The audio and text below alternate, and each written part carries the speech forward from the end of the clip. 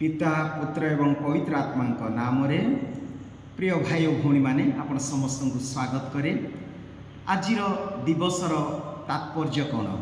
आज आम जीशुंकर स्वर्गारोहण पर्व पालन करुछु। स्वर्गारोहणर अर्थ है जीशु 40 दिन पुनरुत्थान पर आज स्वर्ग को से उन्नीत होउछंती।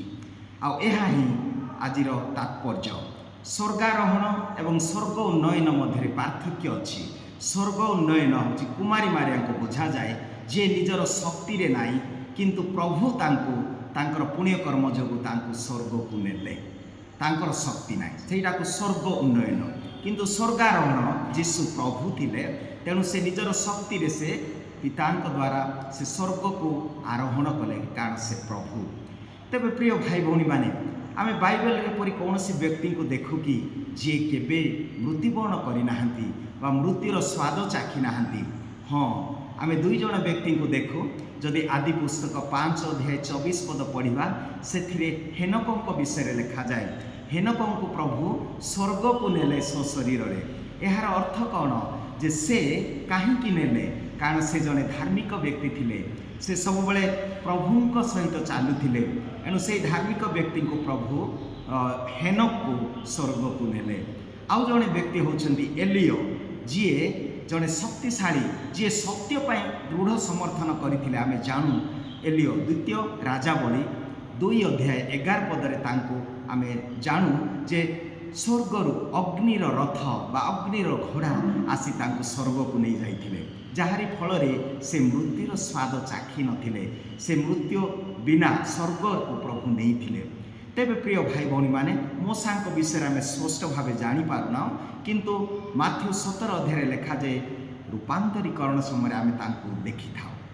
तेबे कहीं आज आम जीशु जितेबले 40 दिन रही आज जाउछंती, निश्चित भाव में स्वर्ग रे दूत माने साधु साधु माने जो माने अच्छी विशेष भाव में दूत माने आनंदित होती, कहती वेलकम बैक, आपन को स्वागत।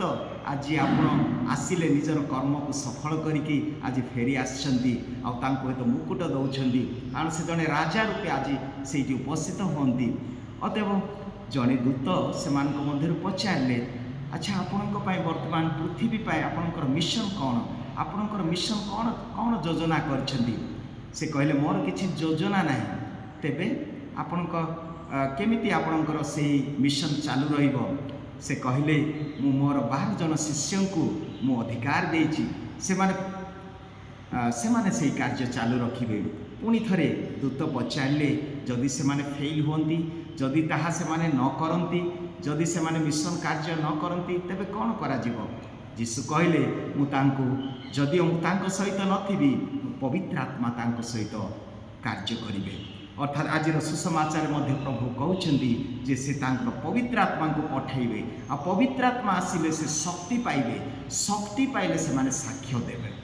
प्रिय भाई भौणी माने वास्तव में यही पर्वर तात्पर्य आमे जानू कहीं जीशु 40 दिन रहिले, कारण शिष्य माने बुझी पारि नथिले स्वर्ग राज्यर महत्व, स्वर्ग राज्यर रहस्य, जहाँ जीशु तांकर प्रचार प्रथम संदेश देते स्वर्ग राज्य सन्निकट। मार्क 1 अध्याय 14-15 पढ़ा, पश्चाताप कर, स्वर्ग राज्य सन्निकट। आउ तांकर प्रत्येक शिक्षा से यही स्वर्ग राज्य विषय कहले। शेष संदेश मध्य से कहले 24 लूक 24 अध्याय 49 पद, लूक 24 अध्याय 49 पद से कहले वर्तमान ठारू जेरूसालेम आरंभ करी समग्र जाति निकट में समस्त देश में तुम्हें सुसमाचार घोषणा कर, पश्चाताप एवं क्षमार वार्ता प्रचार कर। अर्थात से स्वर्ग राज्य विषय प्रचार कर बोली, अर्थात स्वर्ग राज्य थिला तांकर प्रचार केन्द्रबिंदु। यही विषय शिष्य माने जानी नथिले, तेणु से तांको शिक्षा देवा पाई से 40 दिन से रहिले। आमे देखिबा 14 अध्याय 2 पदरे 2-3 पदरे प्रभु जीशु कहती कहीं से स्वर्ग को गले, कारण मुझे स्वर्ग को न जाए, स्वर्ग को जाऊँगी तुम बासस्थान प्रस्तुत करने। अर्थात स्वर्ग रे आम पाई स्थान अच्छी, से स्थान प्रस्तुत करने जीशु स्वर्ग को आसिले आपण मो पाई। तेणु लेखा अच्छी 14 अध्याय जहन 3 पदे, मते जो माने अनुसरण करती मु जेउठारे रहिबी से माने सेहिठारे रहिबे। पुणी 12 अध्याय जहन 26 मध्य कहती जो माने मोर अनुगामी मु जोठारे रहिबी से माने सेई ठारे रहिबे। अर्थात आमान पई एक वासस्थान अच्छी जे जीशुଙ୍କ सहित रहिबा स्वर्ग राज्य रे रहिबा हैला आम समस्तंकर उद्देश्य। द्वितीय विषय यही पर्वर तात्पर्य है जे से आमको छाड़ी चली जाऊना से आमको विदाय दे जाऊना किंतु से आमको अन्य प्रकार तांकर उपस्थिति को देखाउछंदी। से कहउछंदी आमे जदि जहन 16 अध्याय 7 पद पढ़ा जहन 16 अध्याय 7 पद लिखा अच्छी मु जाऊ अच्छी किंतु मु फेरी आसबि मु जदि न जाए पवित्र आत्मा तुम पाखक आसब ना मु जदि न जाए तेबे पवित्र आत्मा आसीपार ना तुम निकट को। अतएव जीशुंकर स्वर्ग को जीवा आवश्यक थिला कारण पवित्र आत्मा को से आम निकट को दे जिवे तेणु से गले ही पवित्र आत्मा आसबे। अतएव पवित्र आत्मा प्रतिश्रुति दे से जाउछंदी। तृतीय विषय है से आम पाई मध्यस्थता करती स्वर्ग राज्य से कौन करती आम पाई प्रार्थना कर दियंती आमर मध्यस्थ हवंती जहाँ एब्रिय पुस्तक 7 अध्याय 25 पदरे लिखा अच्छी जे से आमर मध्यस्थ अटंती। जितेबाला आम दिव्य यज्ञ करूँ प्रति दिव्य यज्ञ आमर समस्त प्रार्थना आपण मैंने कहती आमे किंतु जाजक जे प्रार्थना करती यही प्रार्थना जीशुख्रीष्ट मध्यस्थ द्वारा आम भिक्षा करूँ। अतएव आमर प्रार्थना ग्रहण योग्य हुए कारण जीशु नाम रे आम प्रार्थना करिथाउ। अतएव प्रिय भाई भौणी माने जीशु जीवा पूर्वर से आमको गोटे संदेश देले। कौन संदेश देले? से संदेश देले जाओ समग्र जगत केवल ये निर्दिष्ट स्थान कंधमाल गजपति बा ख्रीष्टियान समग्र देश को जाओ जाओ जाओ कौन पाए सुसमाचार प्रचार कर दीक्षा स्नान दियो पिता पुत्र एवं पवित्र आत्मा नाम रे स्नापित कर आ जो माने विश्वास करेंगे से माने परित्राण पाइबे। अतएव आमको एक आदेश एटा इच्छा नुहे एटा केवल जाजक माने ना केवल फादर माने ना जो दिन ठार आम दीक्षा स्नान पाइलु आम समस्तंकर कर्तव्य है जीशु को साक्ष्य देवा जीशुंकर यही वार्ता प्रचार करवा जीशु सब समस्त निकट में। आज हूँ आम कहते मुझे 100 वर्ष ख्रीष्टियान हूँ आम कहते आज मुझे 60 वर्ष ख्रीष्टियान आज मु पिलारू जन्मरू होइछि किंतु केते जन को आपण माने जीशुंक निकट को आनिछंती केते जन को जीशुंक विषय कहिछंती केते जन को आपण साक्ष्य देइछंती। मु भुवनेश्वर अच्छी अनेक कहती केते जन अन्य धर्मर भाई भौणी माने कहती फादर आपणकर लोक आमर ऑफिस अच्छी बहुत भल लोक फादर बहुत भल लोक कौन कहवाई चाहती जे ए माने बहुत से माने अति सिंसियर लोक अति विश्वस्त लोक से माने अन्य विषय चर्चा करती ना से माने काम करती ठीक टाइम आसते आपण मान भल लगे ना यह शुणा अर्थात से माने साक्ष्य दौरान निजर कर्म निजर कर्म क्षेत्र में सहीटा है जीशुंकर आदेश आदेश समस्त जे आमे आमे जीशुंक विषय प्रचार करवा जीशुंक विषय साक्ष्य देवा आम जीवन माध्यम।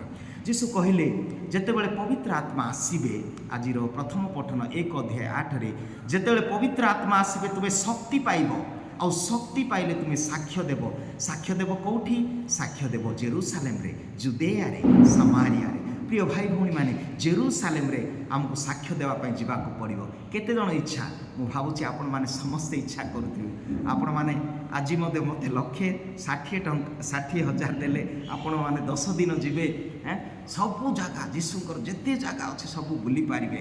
वर्तमान मध्य गोटे मोटरसाइकेल किणले 2 लाख होउची आज युवक युवती मैंने पूरा आराम से जाऊँगी 2 लाख किंतु जीशुंक सहित रहिबा जोटा कि आमर उद्देश्य स्वर्ग राज्य पर आम सृष्टि होइछु। कारण साधु पाउल कहती फिलिपिय 3 अध्याय 20 रे जे आमर राज्य होची स्वर्ग राज्य आम स्वर्ग राज्यर नागरिक। तेणु साधु पाउल पुणी कलसीय मंडली निकट को लेखि कहती जे से स्वर्ग राज्य प्रति भी मनोनिवेश कर से प्रति दृष्टि कर जागतिक विषय मनोनिवेश न करी ऊर्ध्वस्त विषय प्रति दृष्टि दियो। आसतु प्रिय भाई माने आम मैंने आज साक्ष्य देवा जीशु आज आदेश दौरान स्वर्ग राज्य आम दूर ना आम सहित अच्छा पवित्र आत्मा शक्ति जदि पाइले ही आम साक्ष्य देवा। जेरूसालेम आम जीवा दरकार ना जेरूसालेम है आमर गृह आमर परिवार जेतेबेले पवित्र आत्मा आसबे स्वामी स्त्री को साहाय्य कर स्त्री स्वामी को साहाय्य कर पिता पुओ झील मैंने आज्ञाबह यहीटा है जेरूसालेम आम साक्ष्य देवा अर्थात आमर परिवार केवल सेतिक नुहे तापर आम जीवा जुदेया जुदेया अर्थात आमर पड़ोशी ଯେଉଁମାନେ ଆମ ସହିତ ରହୁଛନ୍ତି ତାଙ୍କୁ ସେବା କରିବା। ଜଣେ ବୃଦ୍ଧ ବ୍ୟକ୍ତି କେହି ନଥିବେ ତାକୁ ଯାଇ କିଛି ହାତ ସାହାଯ୍ୟ କରିବା, ଜଣେ ରୋଗରେ ଥିବ ତାଙ୍କୁ ଯାଇ ପରିଦର୍ଶନ କରିବା, ଏଇଟା ସାହି ଭାଇ ହେଇ ରହିବା, ଏଇଟା ହେଉଛି ଜୁଦେୟା। ତାପରେ ଯିବା ଆମେ ସାମାରିଆ। ସାମାରିଆ ଅର୍ଥାତ୍ ଯେଉଁମାନେ ଈଶ୍ୱରଙ୍କୁ ଜାଣିନାହାନ୍ତି, ଅନ୍ୟ ଧର୍ମର ଭାଇ ଭଉଣୀମାନଙ୍କ ପାଖକୁ ଯିବା, ଅର୍ଥାତ୍ ତାଙ୍କଠାରେ ମଧ୍ୟ ଆମେ ସାକ୍ଷ୍ୟ ଦେବା ଯେତେବେଳେ ପବିତ୍ର ଆତ୍ମା ଆସିବେ। ଅତଏବ ଆସନ୍ତୁ ପ୍ରିୟ ଭାଇ ଭଉଣୀମାନେ, ଏହି ପର୍ବ ଆମମାନଙ୍କୁ ଏକ ଆଶା ଦିଏ ଯେ ଆମେ ବି ଦିନେ ସ୍ୱର୍ଗକୁ ଯିବା। ଏହିପରି ସ୍ୱଶରୀରରେ ଆମେ ଯିବା। ଯେଉଁମାନେ ଧାର୍ମିକ, ଯେଉଁମାନେ ସତ୍ ପଥରେ ଚାଲନ୍ତି, ଯେଉଁମାନେ ନ୍ୟାୟରେ ଚାଲନ୍ତି, ସେମାନେ ଧାର୍ମିକ ଜୀବନ ପାଇବେ, ସ୍ୱର୍ଗ ରାଜ୍ୟ ପାଇବେ। ସ୍ୱର୍ଗ ରାଜ୍ୟ ଆମର ଲକ୍ଷ୍ୟ ହେଉ। ସେହି ସବୁବେଳେ ଆଉ ଏହି ସଂସାରର ଜାଗତିକ ବିଷୟକୁ ତ୍ୟାଗ କରି ଆମେ ସଦାବେଳେ ଉତ୍ତମ ଜୀବନଯାପନ କରିବା, ଯେଉଁଦ୍ୱାରା ଆମେ ମଧ୍ୟ ଦିନେ ସ୍ୱର୍ଗକୁ ପ୍ରଭୁ ଆମମାନଙ୍କୁ ସ୍ଥାନ ଦେବେ। ପ୍ରଭୁ ଆମ ସମସ୍ତଙ୍କୁ ଆଶୀର୍ବାଦ କରନ୍ତୁ। ଆମେନ୍।